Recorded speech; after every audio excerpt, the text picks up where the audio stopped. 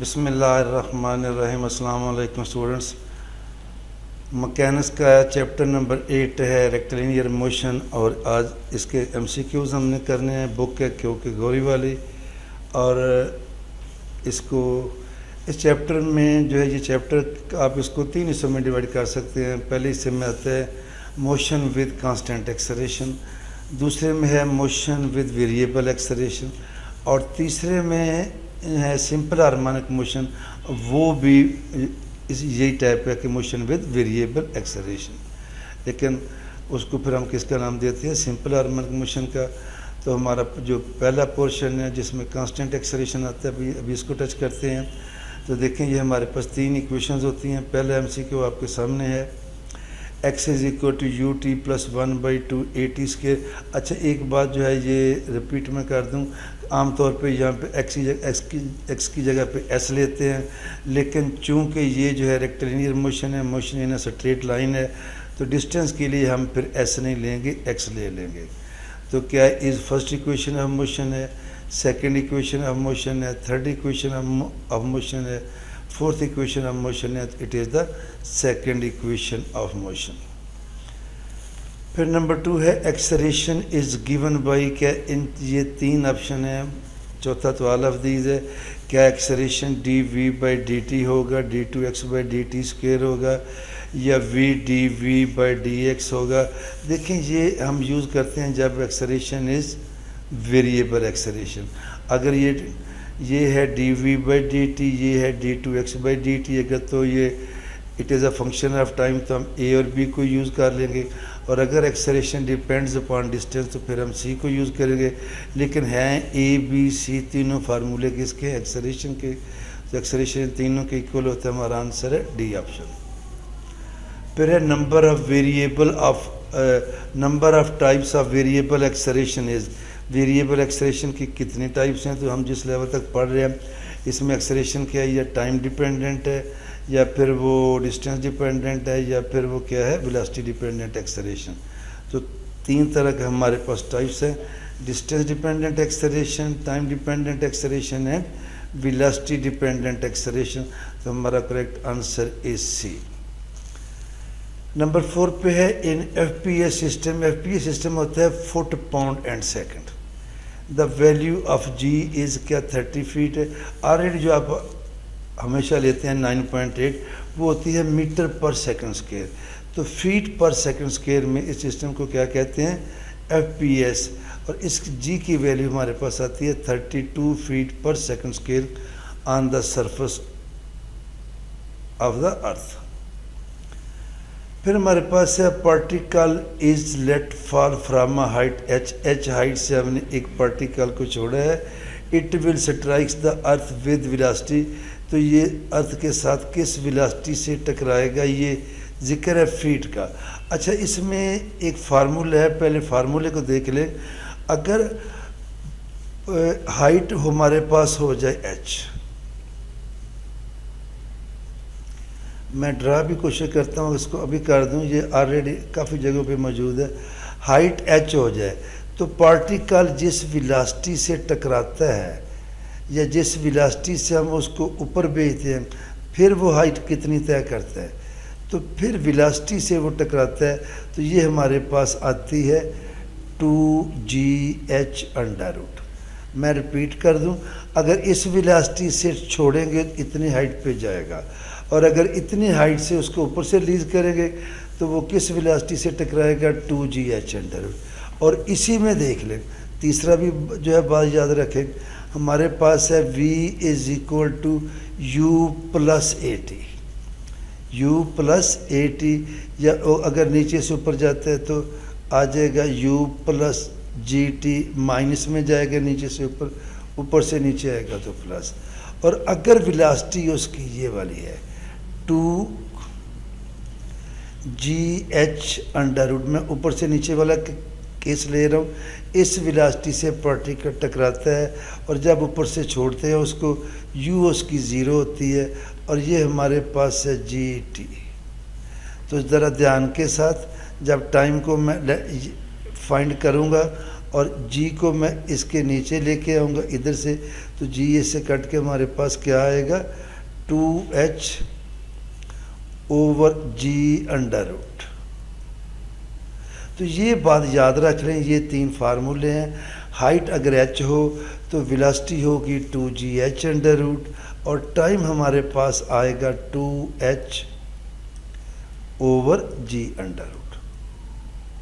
ये चाहे वो SI सिस्टम ऑफ ये है 2h ओवर जी अंडर रूट। और अगर इन्हीं तीनों फार्मूलों को मैं FPS में आपको कन्वर्ट कर दूं तो ये देखें, अगर हाइट, मैं इसको रिपीट कर देता हूं, अगर हाइट है मेरे पास h, हाइट तो जो है ये h ही रहेगी, और इसके साथ ये देखें मैंने वेलोसिटी लिखी g है 32 FPS में।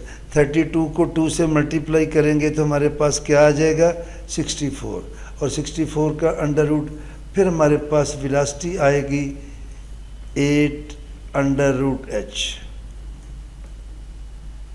ये और एंड पे जो है ये टाइम है 2h ओवर जी, तो यहाँ जी लिखेंगे तो टाइम फिर हमारे पास आएगा, जब वो मैंने लिखा है 2h ओवर जी, तो 2 ये है h ओवर g है हमारे पास 32, तो ये 16 आएगा, और ये कट के 4h over 4, h under root over 4। तो ये हम आपके पास फार्मूले बन गए हैं। हाइट दी गई है तो वेलोसिटी निकालने के लिए और टाइम निकालने के लिए इन FPS सिस्टम, तो इसी को मैं अब फॉलो करूँगा।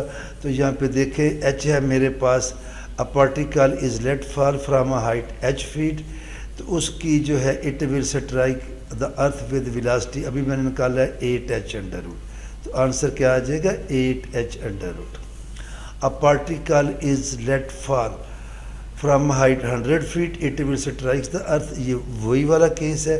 8h अंडर रूट है, 8 है, और h आ गया 100, तो 100 का जब अंडर रूट लेंगे तो क्या आएगा हमारे पास 10 आएगा, 10 8 से मल्टीप्लाई हो जाएगा, आंसर क्या आ जाएगा 80। हर सवाल में अगर आपने फार्मूले से कैलकुलेट करना है तो कर लें, या फिर इस तरह के डायरेक्ट फार्मूले बनाने हैं तो वो बना लेते हैं। और नंबर है ये है, a particle is let fall from height of 100 height है, फीट है, ये भी FPS है, कितने टाइम में वो टकराएगा, अभी मैंने आपको इसका फार्मूला निकाल के दिया है, T is equal to h under root over 4। तो जब हाइट दी गई हो तो टाइम का फार्मूला है h अंडर रूट ओवर 4। ये देखे it will strikes the earth after time, तो हाइट का फार्मूला, ये टाइम का फार्मूला है h, इसको सीधा कर लेते हैं ज़रा, ये मैं इधर आ जाइए, टाइम का फार्मूला है h अंडर रूट ओवर 4, और जब h 100 लेंगे तो 100 का अंडर रूट क्या आ जाएगा 10 ओवर 4, 2.5, तो हमारा आंसर इज़ 2.5 सेकंड।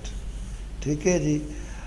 नंबर 8 पे आते हैं, हमारे पास a particle is projected upward with the velocity 2g under root, the maximum height obtain will be, वही वाला केस है, वहाँ मैंने h लिखा है, यहाँ मैंने k लिखा है।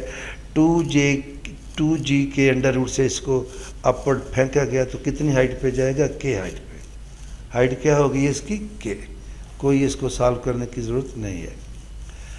उसी तरह यानी कि जो है ये देखें हमने अभी फार्मूले किया, particle is projected with the velocity 64 under root feet per second, the maximum height obtained will be 1 feet 2 feet 3 feet या 4 फीट। तो अभी हमने कहा था हाइट का फार्मूला है 8h अंडर रूट, तो यहाँ से देखें ये तो है ही 64, इसमें से ये आ जाएगा हमारे पास से, ये जब 64 अंडर रूट को करेंगे तो ये आएगा 8 और 1 का अंडर रूट, h की जगह पे क्या आ गया 1, तो इसका आंसर क्या आ जाएगा 1 फीट पर सेकंड।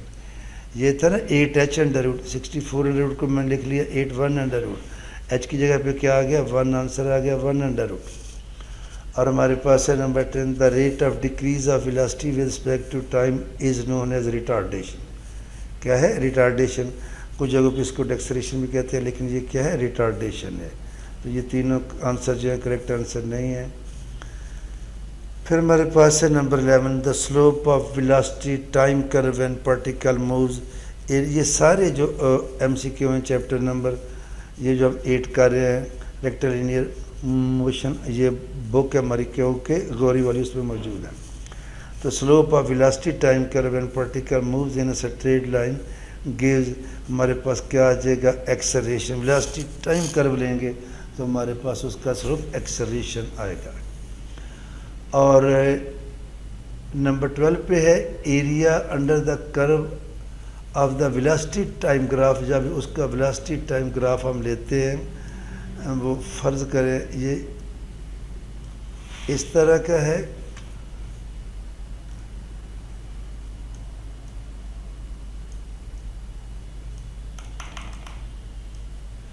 इसी को पकड़ ले आप, ये हम ले लेते हैं, ये हमारे पास इसका ग्राफ आ जाता है। ऐसे कर लें, सपोज करें अगर ऐसे है, तो ये जो एरिया आता है, ये area it gives us the distance, यहाँ से लेके यहाँ तक पार्टिकल ने कितना डिस्टेंस कवर किया, तो ये हमारे पास क्या आता है, डिस्टेंस आ जाता है। और नंबर 13 पे है in simple harmonic motion magnitude of acceleration. खाली एक्सेलरेशन लें तो वो आता है -λ(x), उसकी मैग्नीट्यूड लें तो वो आता है λ(x).